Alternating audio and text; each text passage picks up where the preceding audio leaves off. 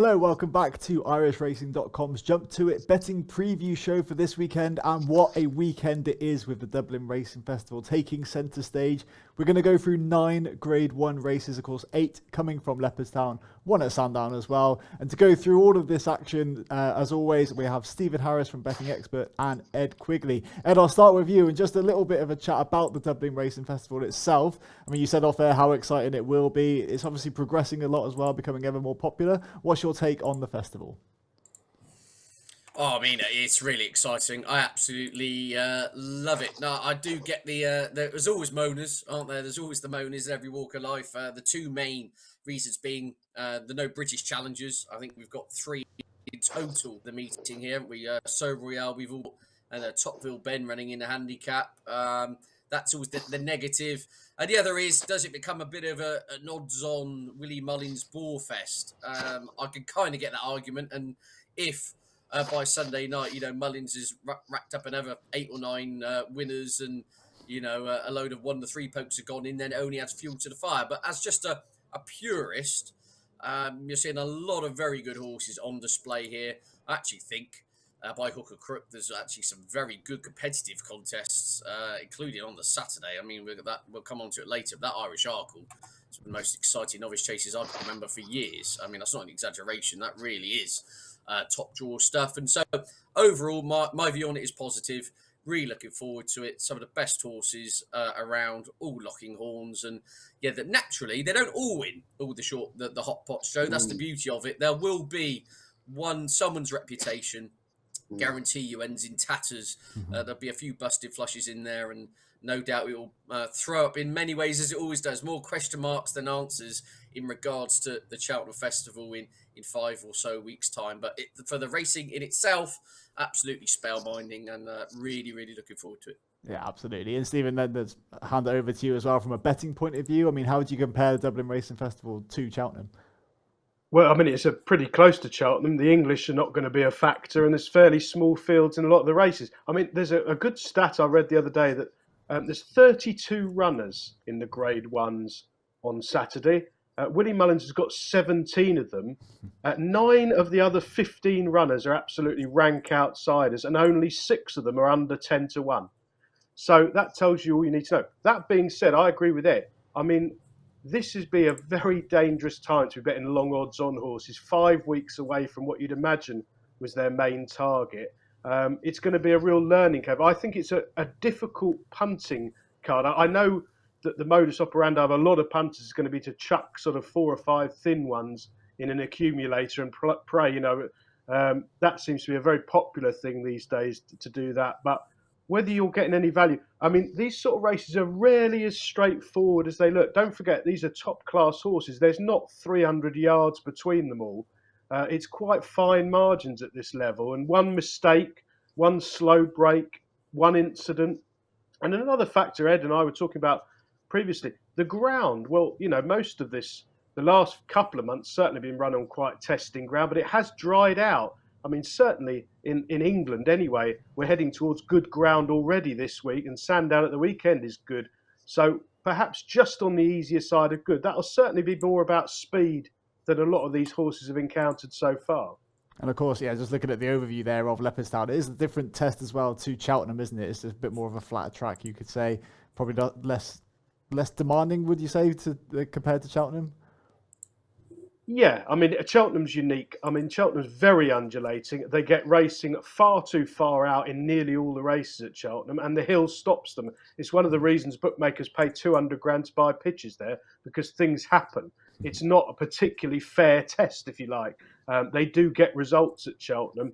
The races are completely different. I suspect some of these small field races, obviously Willie Mullins is so dominant, they are going to know what's going to lead, what's going to sit second, what's going to sit third. In the small field Grade 1s, I would imagine that will be well discussed. And you'll certainly see on the exchanges in the last few minutes exactly what's going to happen early on anyway.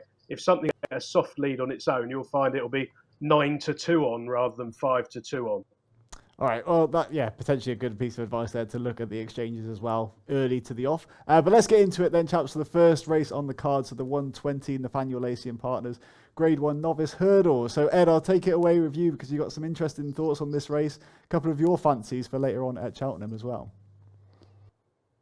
Yeah, the 120, the opening race of the Dublin Racing Festival, an absolute corker, isn't it, Joe? As you say, yeah, there's a bit of anti-post interest in this for Jump To It fans.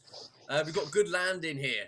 Emma Nagel's fancy for the Ballymore, the Barry Connell horse, of course, who won last time out. And then, funny enough, my two Albert Bartlett. Rarely would I have two. I mean, novice hurdles generally anti-post wouldn't be something I get stuck into. But I've actually got back two for the Albert Bartlett. Sandor Clegane and We've All Been Caught. And those two line up in here, and I'm hoping they both run good races. We've All Been Caught, probably the more interesting of the two, given the fact he's trained in England by the Nigel Twister Davis team, who have really hit peak form at the moment. I'm reading a quote, actually, Joe. I believe Nigel Twister Davis has never been to Leopardstown before, which I found remarkable. I thought he'd have been there even on a, kind of for a Joliet, but I believe he's never been to Leopardstown before in his third decade with a trading license. But anyway, We've All Been Caught. Look, his form is working out really well, isn't it? He was third on his hurdles debut to Hermes Allen. That horse has gone on to win the Challow Hurdle on the bridle. And then he saw off Rock My Way at Cheltenham on New Year's Day. And of course, that horse has come out and franked the form in no uncertain terms by winning the Ballymore Grade 2 trial on Trials Day at Cheltenham. So all in all, his collateral form is looking really, really good, providing there's enough juice in the ground. I think he could be the each way play here. But yeah, it's a really exciting race, this 120. As I said, there's some expensive purchases in here, like Sir Grange West, who disappointed last time out after coughing. There's Quaid de Paris for the Willie Mullins juggernaut. There's American Mike, of course, who chased home Facile Vega in the champion bumper last year. And then after winning on debut, kind of all went awry, didn't it? 2-7 last time out. They say there was an issue. They've sorted that. So there's how should we say? There's a few reputations here from very expensive purchases looking to be restored. And then you've got the horses in form, the likes of Good Land, Sandor Clegane, and We've All Been Caught. Really, really exciting race. Looking forward to it. If pushed, I think We've All Been Caught. I think he will improve for this 2 mile, 6 furlongs. The yard are going well. His collateral form is working out a treat. Maybe there's an argument because he's not trained in Ireland. He's a little bit bigger than he should be at 11-2. So I'd be annoyed if he wasn't there or thereabouts at that kind of price. I think he will stay. Yeah, so We've All Been Caught there for Ed. Stephen, any thoughts for you? I think it's a really hard race. I mean, a learning race for sure. I'm not sure about We've All Been Caught. I really like him. He's a giant horse. He's going to be a 3 mile plus chaser in time. I've just got that first run over hurdles when he was so clueless at some of the early flights that he got detached. And last time at Cheltenham, he was definitely seen to maximum effect from the front. It was a really good ride. They put his stamina to good use. The second's come out and won since. So as Ed said, it's solid form in the English sense. I mean, I do suspect, I know I bore on about this every single week, but I would imagine the Irish form will be at least a stone better. I'd be amazed if it wasn't. I suspect here you might see that the Twiston Davis horse makes mistakes in what's going to be quite a strongly run race on much faster ground, I would imagine, if it's drying out there all the time. Both Good Land and Sandor Clegane made all the running when they won last time out. So it's a race for me to watch. I don't particularly fancy We've All Been Caught, I have to be honest. I think I'd side with one of the Irish runners, maybe the Mullins horse, but not a betting race for me. So from, potentially not a betting heat to another potentially not betting heat here in the 155, the juvenile hurdle with Lossiemouth. I mean, how much will, obviously, if she does win this pretty easily, even shorter for the Triumph hurdle, do you think, Ed? Yeah, I mean, this is I'm going to turn into Stephen Harris here. This is an abysmal race for a Grade 1. I mean, this is a total non-event, isn't it? Lossiemouth at 1-3. Garland Marceau reopposing her. Obviously, Lossiemouth cooked Garland Marceau best part of 8 lengths last time out. And yeah, they're an exposed types. I get all that argument in against Lossiemouth, but there's not really much to take her on here. The one that was going to take her on, it potentially was Blood Destiny, but it sounds like they're going to go just straight to the festival with that horse, who I actually think might serve it up to Lossiemouth on the day at Cheltenham in 5 weeks' time. But anyway, that's all pie in the sky now. Looks an open goal for Lossiemouth. looks on paper as though she's just got to, kind of run to 85% of what she did last time to see off the same rival. If there was going to be I suppose you're posing a slightly different question. Stephen has touched upon it. I'd imagine the ground here, it's not going to be quick, but it's going to be riding quicker than the ground we saw at Leopardstown over the Christmas period, where it was quite soft on occasions. And so that does pose a different question of her. But if you listen to much more qualified people than myself closer to the yard, they say she's a filly with more about speed. She's more in the kind of Vauban style of juvenile hurdler, as opposed to the field door style of juvenile hurdler, in the sense that she's a bit of a push button type. She's not the type that's just going to grind you into the ground. So you'd think with that in mind, perhaps a bit of a quicker surface could utilise her pace. So all in all, convoluted way of saying, I'd imagine Lossiemouth to win.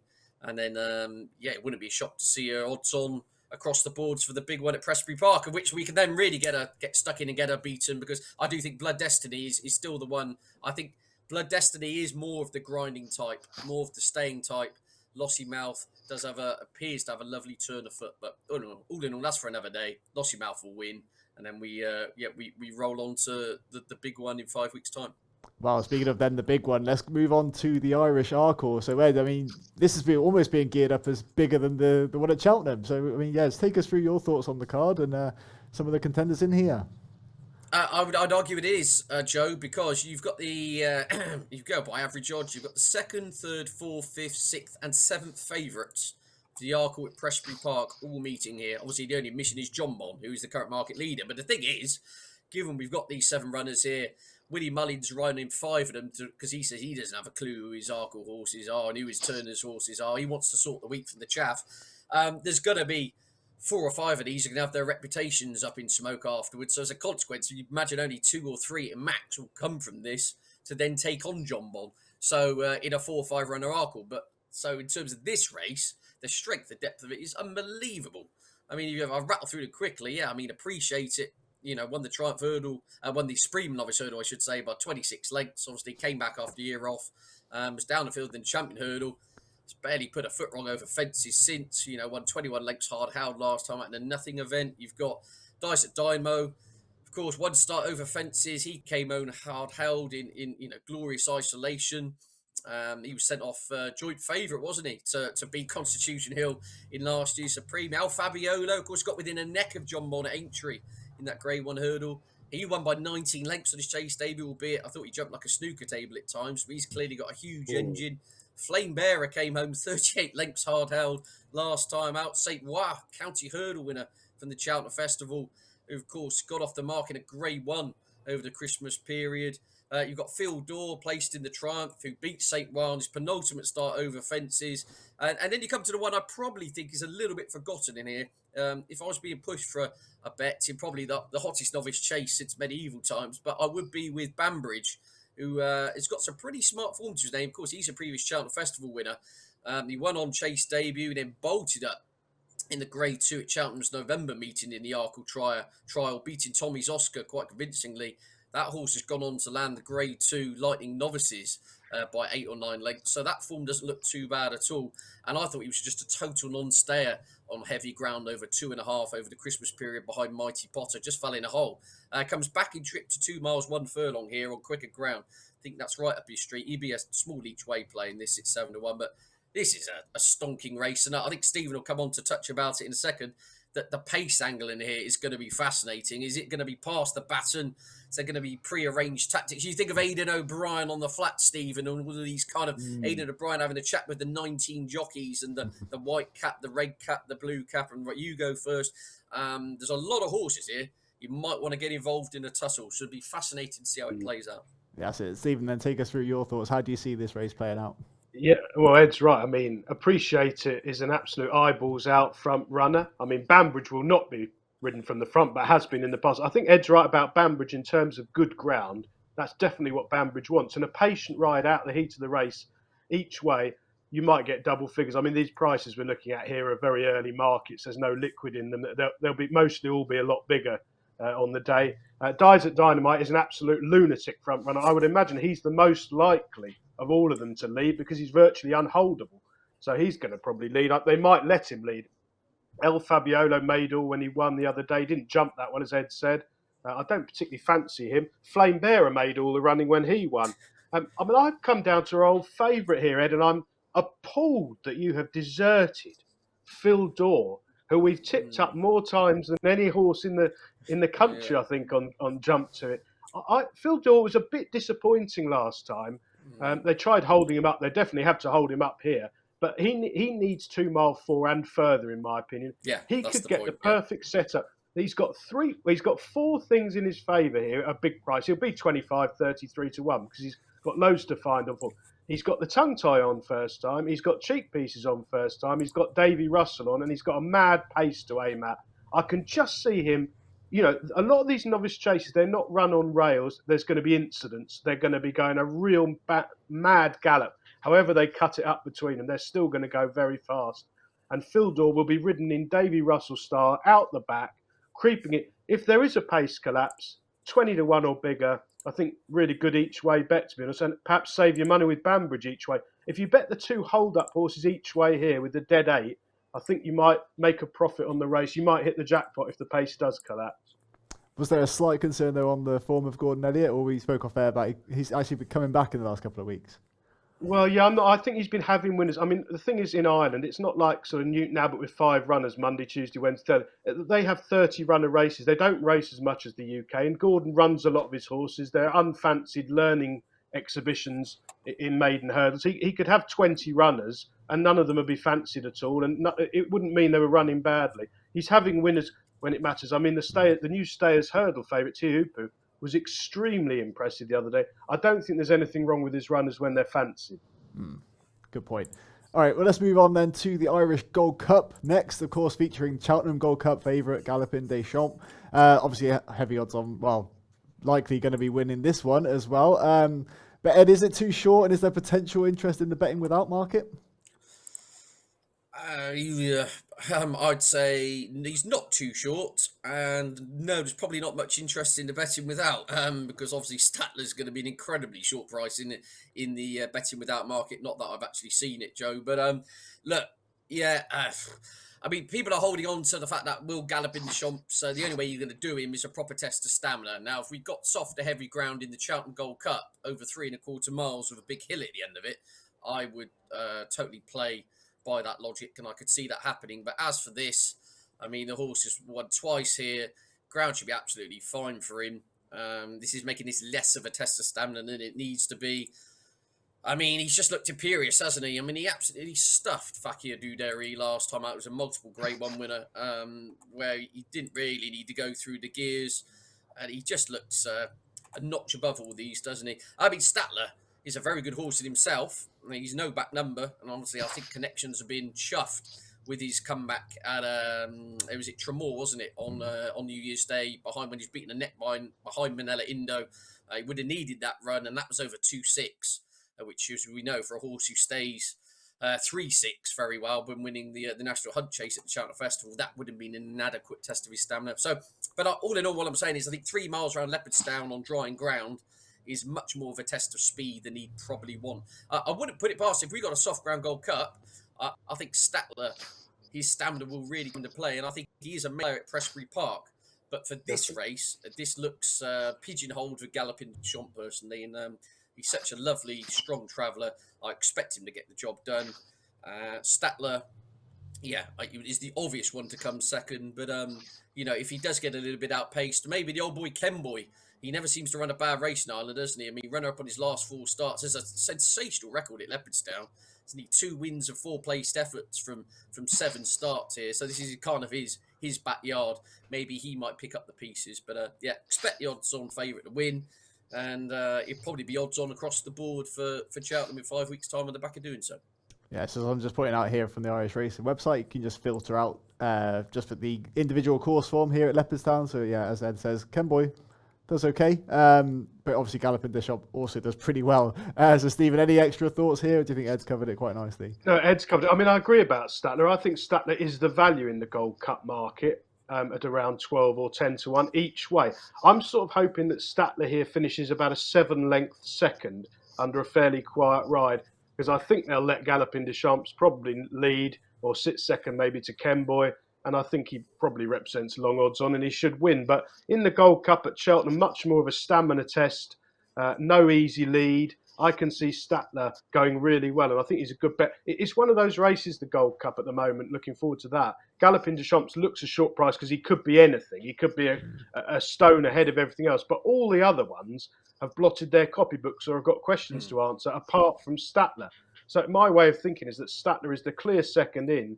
He's definitely going for the race. He definitely stays.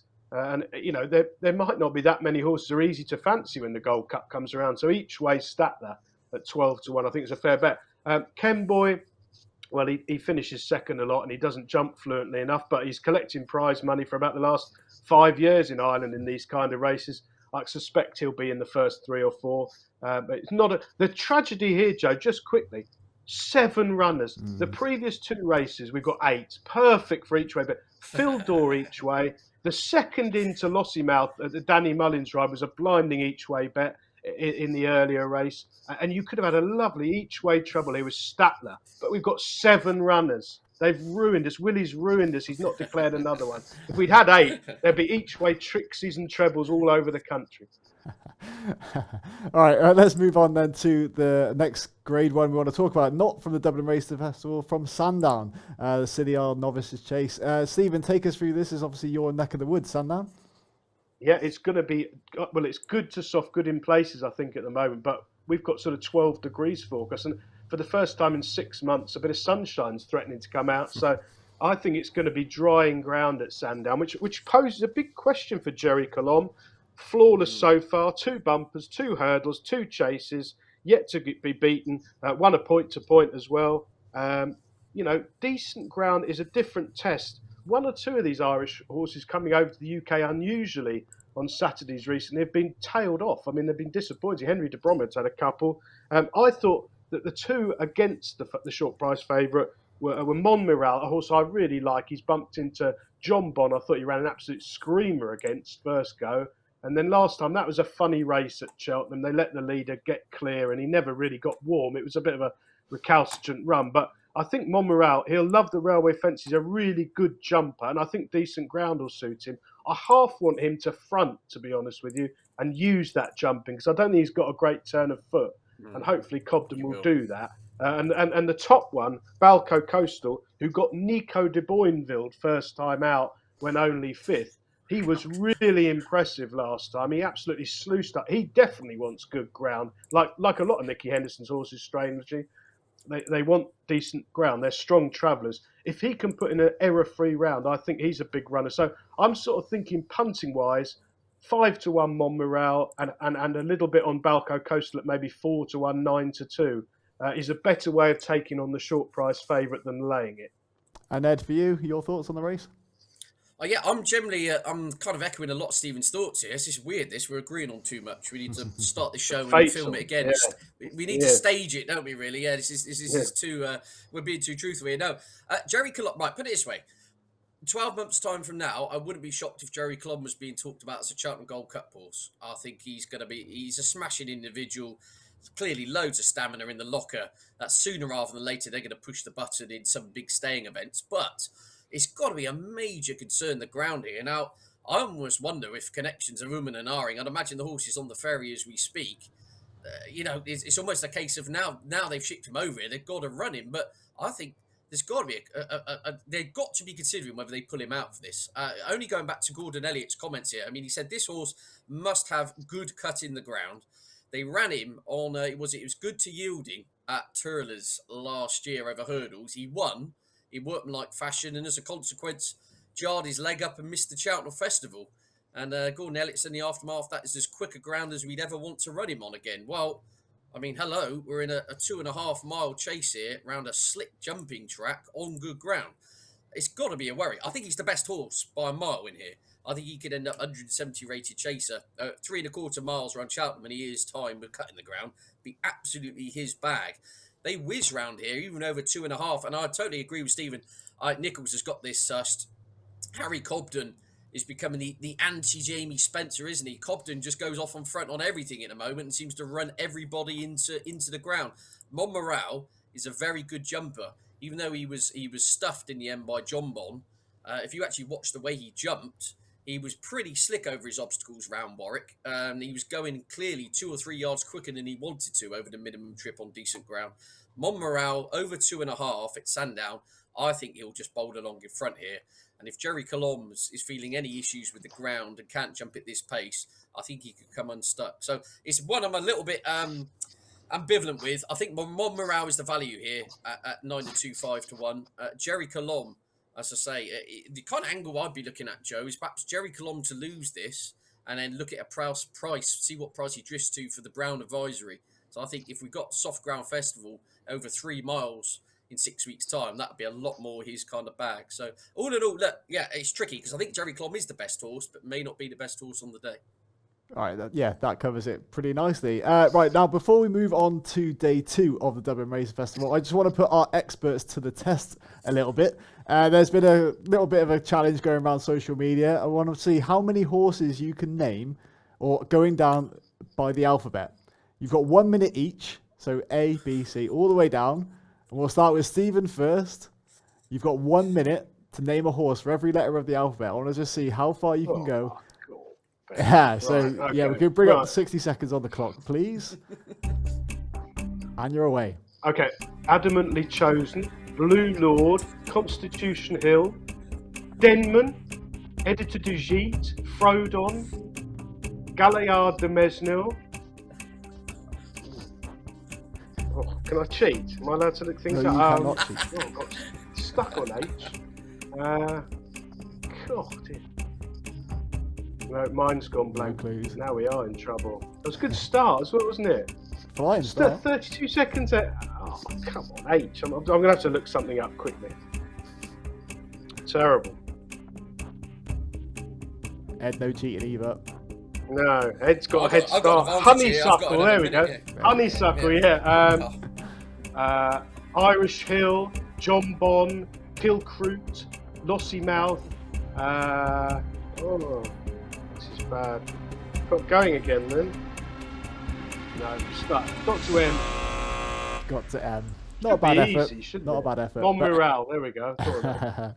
Right then, Ed, Terrible. 60 seconds, away you go. Right, authorised, Balco Coastal, Caribbean Boy. Can I use the same ones? I was Denver. No, you cannot. All over there. Den Boy, there we go. That was his brother. Edward Stone, Phil Dorr, Gallopin de Champ, ABCDH, Harzand, won the Derby, didn't it? H.I.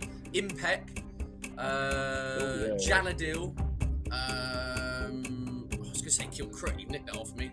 Kilbeggan Boy, MCDFGHOJKL, Limini, Monmo, oh god, Norton's Coin, oh god, Norton's Coin? Oslot, yeah, he was a horse, wasn't he? Oslot, Punjabi, Q Vega, Oh yeah, that's a shout. oh god, mine's gone. Totally frozen, yeah. Oh, good thing of an So you R got down to R. Not bad effort, Ed. Did well there. Very There's good. a few, Thanks, few dug up from the graveyard there, though, Little Ed, to bit, be yeah. honest. I mean, there's a big Stewart's Norton's inquiry. Coin. Going You back to the got us down to 1960s when Joe was a lad. Alright, I just wanted to put you guys to the test as well. So let us know in the comments how far you would get with that challenge as well. R is a pretty good effort, to be fair. I was going to say Razor Royale, but Razor Royale, yeah, it was good. yeah. Anyway, but let's move on back to the program. So day 2 of the Dublin Racing Festival, starting off with the 140. So Ladbrokes Novice Chase over 2.5 miles course. So Stephen, take us through this one. Where are you thinking the value is here? Well, pity Gordon Elliott here. It's 5 against 1 here. And Mighty Potter has looked pretty bomb-proof in 2 runs so far over hurdles, over fences, positively ridden each time and finding plenty for pressure. I'm not racing to take 5 to 4. I think he'd have to be the selection. I mean, I think James de Burle, who we hadn't seen for nearly 2 years until he won at the start of January, must be a bounce candidate second run back. He can't have been the easiest to train, so I wouldn't be rushing to be with him. Galliard de Mesnil's closely matched with the favourite and won nicely last time out. I mean, the one thing I think here is I don't think Willie Mullins will be letting Mighty Potter have an uncontested solo on the lead. I wonder if one or two of these bigger price runners might be sacrificed to make Mighty Potter's life a lot harder up front. And that would certainly put me off the favourite at 5-4. So I think this is a very trappy race. Pushed me for a selection, it would probably be Galliard de Mesnil, because I think he'll get a patient ride and maybe be able to pick them off late. And he's improving. His jumping's getting better and better. And he's only a 7-year-old, so there should be plenty more to come. But this is a very trappy race. Well, I know, Ed, you've got a selection in this one for us, so take us through your long shot. Yeah, it's kind of last chance saloon with this this Cliff horse here, but yeah, Kill Crooks is also obviously I've put up for the Brown Advisory. I've been saying for a while, I just wonder whether 3 miles may unlock him. This is up to 2.5 here, so this is pretty much the furthest he's ever gone. This is, in theory anyway, the biggest test of stamina he's had, and he's got to deliver here today. It has to be said. I just wonder.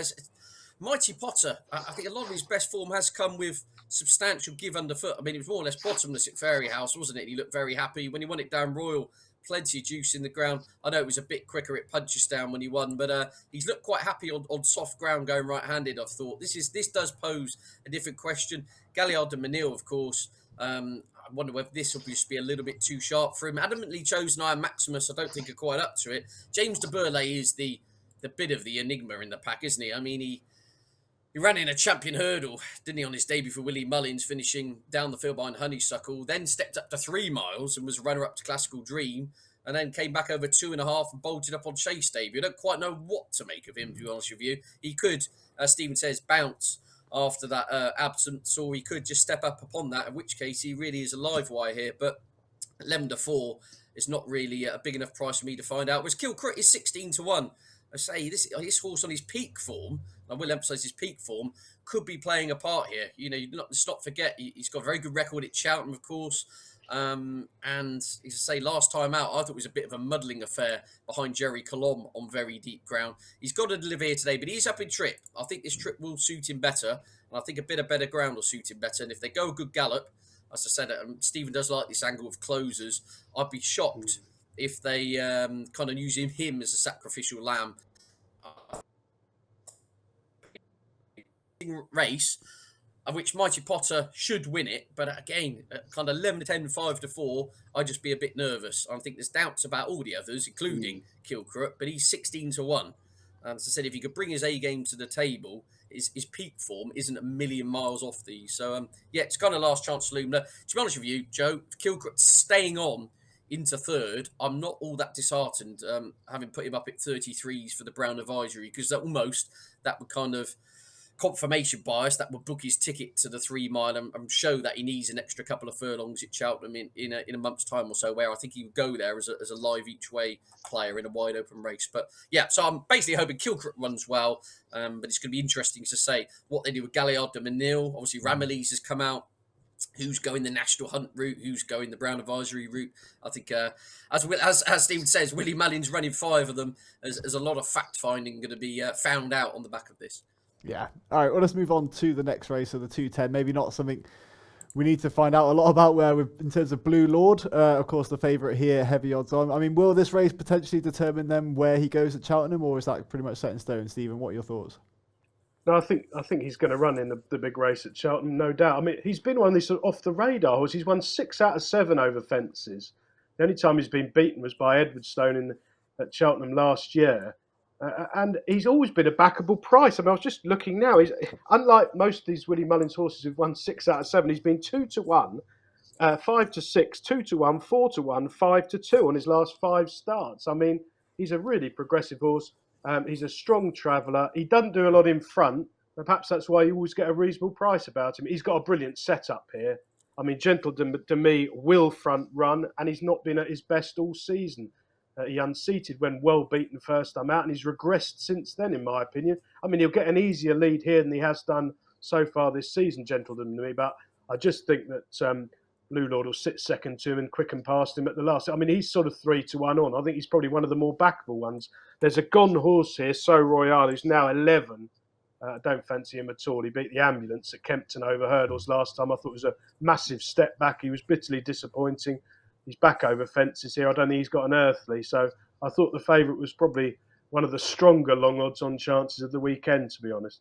Yeah, and how about for you, Ed?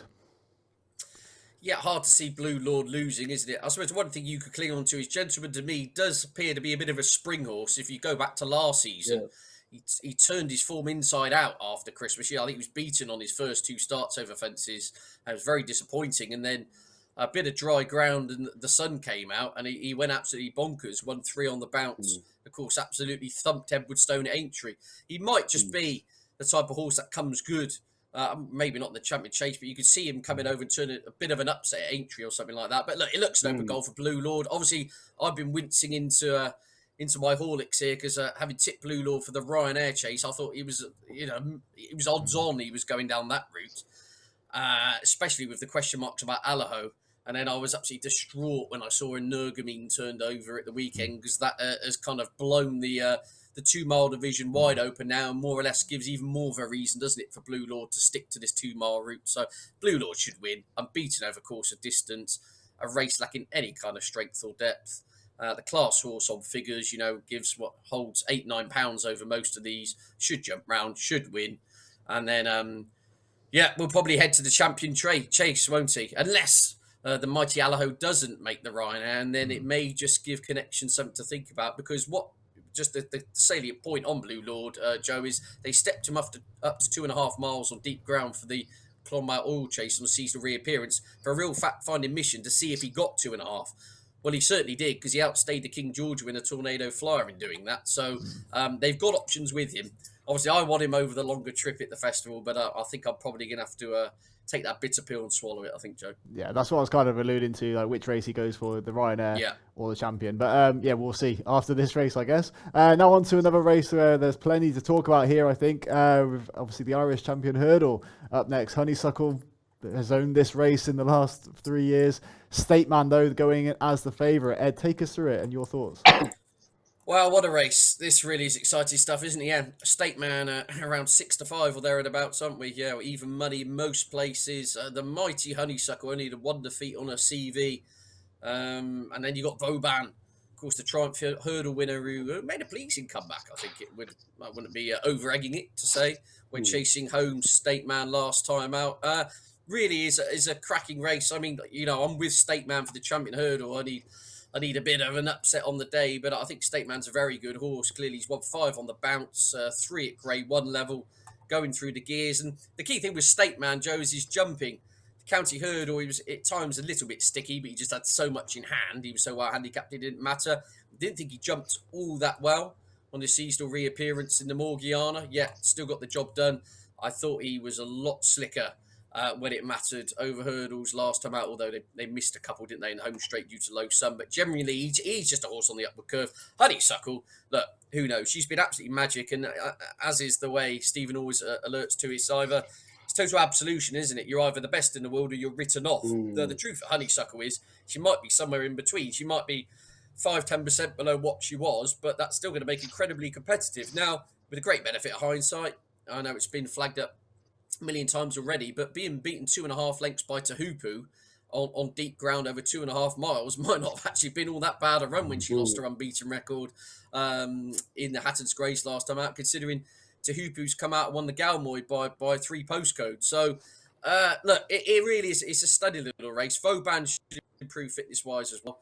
And then you've got likes of Pied Piper and Zanna here who've got a bit to prove, but on their best form wouldn't be a million miles behind these. It's a lovely 6-rider race. On balance, I'll be with State Man, but I won't be having a bet in this race specifically. I'll just be watching it. And obviously, if Honeysuckle can get back in the winner's enclosure, the proverbial roof is going to come off the stand at Leopardstown at just after 3:10 on Sunday. Absolutely. I think that covers it nicely. But Stephen, any thoughts to add? Yeah, I mean, I think tactically, this is probably one of the most fascinating races of the weekend. It's going to be like it's going to be like Dancing Braves Arc, Ed, isn't it?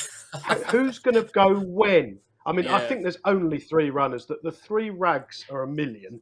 I mean, Pied Piper got beaten 300 yards. They've got. I don't think they've got an earthly. So Zanna here will go forward. I think. Yeah, I think. You think that one might leave? Well, that is interesting if that's the case, because the race that State Man won the other day.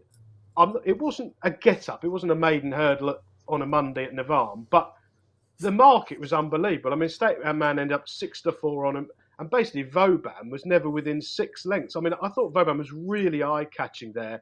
And at the back of my mind, I half think Vauban could easily reverse the form. It's just tactically, I think this race might suit State Man because I think they'll jump off and State Man will be sort of 3 lengths in front of Honeysuckle and Vauban's liable to be buried out the back again to settle. And I think obviously it's going to be difficult for them to get past State Man, but I think the price disparity sort of evens 2 and 5, which is 100% book, which is what it is at the minute roughly. I think that's too big. I think if I'm being honest, I'd sooner sort of take odds against the other two than I would take a short price against State Man. I mean, I don't think Honeysuckle lost anything in defeat the other day. I mean, people, as Ed said, people jump on a bandwagon, and she's always been a horse people have been dying to knock because she just beats the same horse by 2.5 lengths every Sunday in Ireland for about the last 10 years. But she doesn't do a lot in front, and I think that trait got worse first time out at a time when De Bromhead was quiet. I think she came wide, hit the front, and sort of down tools against this rail, and the other two went past her again. Now that form's had a major boost since by Tehupu bolting up and is now favourite for the Stayers Hurdle. If Rachel can get this right and get one quickening run at State Man, I wouldn't be at all surprised if Honeysuckle didn't win by about half an inch, idling again close home. By the same token, I wouldn't be at all surprised if Vauban didn't pick both of them up. It just depends when the cards are played. So this is a really, really good race to watch. I say, Dancing Braves Arc, swooping wide. Something's going to come and nail them both, I suspect. I'm hoping it might be Vauban. Vauban, the way exchanges operate, Joe, Vauban could be 6, 7, 8 to 1. I wouldn't be at all surprised because the favourite liable to be evens or 5 or on. Honeysuckle will have support. So they've got to get to 100. One of them's got to become a weak link. So I suspect I'm going to go for a touch with Vauban at a big price and save my money with Honeysuckle. And again, I think State Man will win. But it's just a fascinating race. Fascinating race. Yeah, because as you've discussed there, so many possibilities, so many likely outcomes as well, potentially. That's play a small stakes if you are going to be playing in this race at all. No strong opinions, but what a spectacle it surely promises to be.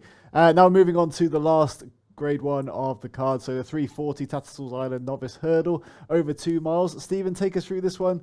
We've got Facile Vega, of course, heavy odds on favourite here. Do you see anything else challenging him? Well, Facile Vega is another one of these horses that for some reason people have decided they want to knock in the Twitter world. I don't know whether Ed's picked up on this, but I would have watched Facile Vega's runs and obviously has been gifted a fairly easy lead and has grabbed at 1 or 2 hurdles. But I find it hard to believe we've reached the bottom of Facile Vega. I think it's a top-class horse. I mean, Willie Mullins says I've got about 250 to measure them against, and Facile Vega is reportedly one of the best horses he's ever trained. And that bumper at the festival last season looked a fantastically hot race, and so it's proved since. I think Facile Vega will probably win. I think he's got plenty of speed. I suspect his jumping will get more fluent with more experience. And I think I think this is probably one of those short price favourites that the bookmakers are going to fancy getting beat. I think Facile Vega might end up being sort of 6 to 4 on, not 3 to 1 on. Because there are 1 or 2 interesting runners in this race. High Definition, obviously one of the highest rated horses off the flat. I mean, Ed, am I imagining this? Didn't we sort of get vilified on social media about High Definition? Say, I wish he'd go jumping like Isterbrack. But of course, people pile in and say, he won't go jumping. Anyway, 6 months later, he's overheard of Marvin. You never get a chance to answer back to the trolls, Joe, do you? But no, I mean, he did it okay the other day. He was workmanlike High Definition. He'll have to improve dramatically to leave that behind. But Irish Point's got rock solid form for Gordon Elliott. So there'll be 1 or 2 people want to take Facile Vega on, and I'm hoping he gets to a backable price. And Ed, for you, any interested angle? Yeah. I mean, watch and brief for me, but a brilliant race. Say 5 of the 7 last time out winners. A whole host of unbeaten horses in here over obstacles. I mean, in the pocket was a very strong traveller when winning that Grade 2 at Naas last time out. And again, that form has had a nice boost. Beat 3-Car Bragg. And that horse has come out again and won since at Fairy House. So, look, all in all, it's a deep race. Yeah, High Definition, you're right, Stephen. That was the one we suggested. I think it was one-time Derby favourite, wasn't he? And then totally lost the plot. But then we said, yeah, he'd be brilliant over hurdles. And, yeah, he got off the mark, didn't he, at the first time of asking at Leopardstown, of which the form has actually working out okay. Diverge, who was 20 lengths behind him, I think came out and won by about 38 lengths hard held during the week. So, I mean, for what that's worth, at least there's some form of robustness to it. But a brilliant race. Irish Point, again, an individual coming back in trip, I think will probably suit him. He maybe want a bit softer ground, but on the form through Marine Nationale, of course, there's only a head between Marine Nationale and Irish Point in the Royal Bond. Marine Nationale, second favourite to Vassal Vega to win the Supreme. And Irish Point's obviously in the mix on that running. All in all, it's a really exciting race and not a race I'll be having to play in just because of the unknown quantities. I expect Vassal Vega will probably win. Although I would say, just my own view, this is probably as much of a test of speed as I'd want to see for Vassal Vega, if not anything else. I don't think Vassal Vega inverted commas is the quickest 2-miler. And I think your time will easily be going over longer trips. There could be horses in here who've got a bit more dash than what he's used to taking on, if you see what I'm saying. So Vassal Vega will go off in front and try and grind him into the ground, I have no doubt. But there are some decent horses in against Vassal Vega here. And on drying ground, if he was ever going to be susceptible to something, it may be here with something with a turn of foot. But all in all, bit of a watching brief for me. Just thoroughly looking forward to it, though. Lovely. And that covers it for the group, the grade ones. We're going to preview on the show, but now we're going to get to our tips of the week. And as Ed alluded to earlier in the show, you two are actually in agreement on something here. So both of your naps. Ed, just take us through your selections. Yeah, we are, myself and Stephen, yes, bizarre really, yeah, but we are napping Dolos for the Paul Nicholls team. I think they'll probably name this race over after Dolos when he retires, wouldn't he? He absolutely loves it at the Esher venue. He's running this race 5 times, form figures 2-1-1-2-1. Won it last year, of course. He's only £3 higher, but he won it off higher marks going back 3 years ago. Paul Nicholls on fire. The Saturday King. He said in his... I actually found his pre-season stable tour from September, and he basically said he'll be trained for the 3rd of February. That's going to be his Gold Cup. He'll be trained to the minute for this. This is his race. There was a slight negative about it. It would be the ground slightly quicker than he might want, but look, all in all, I'm not deserting him. I think he'll win. Slipway, my value pick. In the Edinburgh National, Ben Paulding's been having a very good season. Obviously, we got a good lowdown from Ben about this horse back in October, where he said this could be his Grand National horse. Well, he's gone up to 140 after romping home in the Sussex National. He basically needs to win this to book his ticket to Aintree. And I'm looking through the field. Yes, he's top weight, but I think he's the class progressive sort. I think he will win this, and you will see him over the Aintree fences in a couple of months' time. And then my long shot, Kilcrook. There is a bit of 16-1 floating around.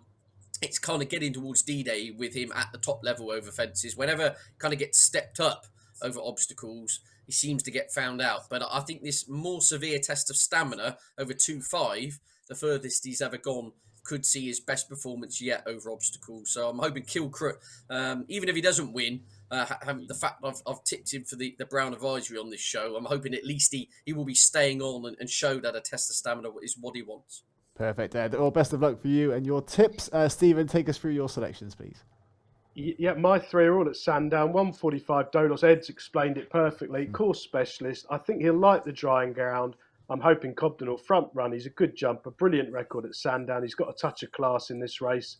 Hopefully get a bit bigger than the price on the screen there. I have seen 7-2 and stuff, so he should be around about that. My value angle selection goes at Sandown as well in the 3 o'clock. Castle Robin. Charlie Longston, not normally a trainer you'd want to be tipping up in the winter. He tends to excel in the sort of summer and spring when the ground's decent. But as we said earlier, I think it would be good ground at Sandown by the time we get round to Saturday afternoon. It's certainly drying out all the time. And Castle Robin wants decent ground. He's progressive last season. He's a sound jumper, a thorough stayer. He ran a screamer at Kelso first time out when maybe just needing the run, and then bounced a few weeks later at Cheltenham when favourite for a big handicap there, beaten at halfway. Forget that run, giving him a bit of time to recover, decent ground. I think going right-handed will suit him as well, and he's around 12-1. And my long shot is in the 255 at Sandown, an old favourite, remastered, David Pipe. I mean, a bit of a trainer people had written off, but he's had nearly 60 winners this season. They're absolutely flying. They've been in great form for months, and remastered, who's into the veteran stage now, he keeps coming out every Saturday, hurdles or fences, running absolute blinders. Now, he's back over hurdles in one of these Pertemps qualifiers on Saturday, but I think he's going to appreciate good to soft ground. He's bound to give his running again. He's 10-1. I think he'll be bang there jumping the last and should go really close. Great stuff. All right, thanks a lot for your tips as well, Stephen. Of course, tune into bettingexpert.com. You get Stephen's tips every single day, both NAP and value angle. Congrats to Ed as well for winning that little quiz earlier on in the show. We'll be back next week for more betting the tips. Advantage. You did have the advantage, yeah, but you did well getting down to M. But yeah, like I say, we'll be back next week for also a review of the Dublin Racing Festival and more anti-post Cheltenham chat as well. So stay tuned to irishracing.com, subscribe to the channel, and as always, please do gamble safely.